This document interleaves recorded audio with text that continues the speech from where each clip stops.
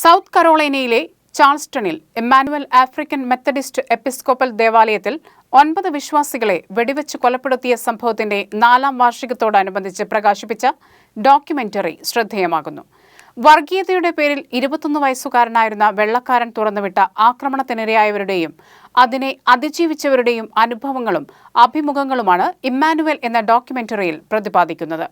ദാരുണമായ ഒരു ദുരന്തത്തിലൂടെ കടന്നുപോയപ്പോഴും ചാൾസ്റ്റണിലെ ക്രൈസ്തവ സമൂഹം പ്രകടിപ്പിച്ച ക്ഷമയുടെയും സഹിഷ്ണുതയുടെയും സന്ദേശങ്ങളാണ് ഡോക്യുമെന്ററി പറയുന്നത്.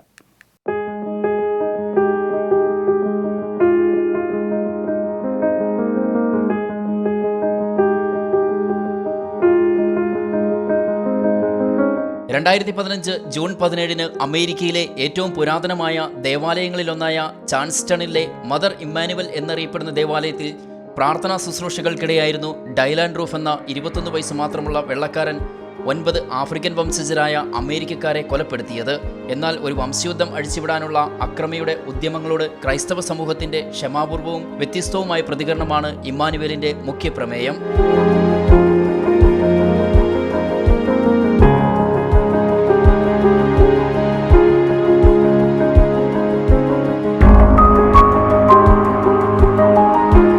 കൊലപാതകം നടത്തി വെറും 2 ദിവസങ്ങൾക്ക് ശേഷം വിചാരണവേളയിൽ കൊല്ലപ്പെട്ട 9 പേരുടെയും ബന്ധുക്കൾ റൂഫിന് പരസ്യമായി മാപ്പ് നൽകി. യുവ ബേസ്ബോൾ താരമായിരുന്ന ക്രിസ് സിംഗിൾട്ടൺ വെടിവയ്പിൽ കൊല്ലപ്പെട്ട തന്റെ അമ്മയുടെ കൊലപാതകയോട് ക്ഷമിച്ചതിന്റെയും പിന്നീട് ക്രിസ്തുവിന്റെ ക്ഷമയുടെ ആഹ്വാനത്തിന്റെ പ്രചരണാർത്ഥം സുവിശേഷ പ്രഘോഷകനായി മാറിയതിന്റെയും അനുഭവ സാക്ഷ്യങ്ങൾ ഡോക്യുമെന്ററിയുടെ ആകർഷക ഘടകങ്ങളാണ്.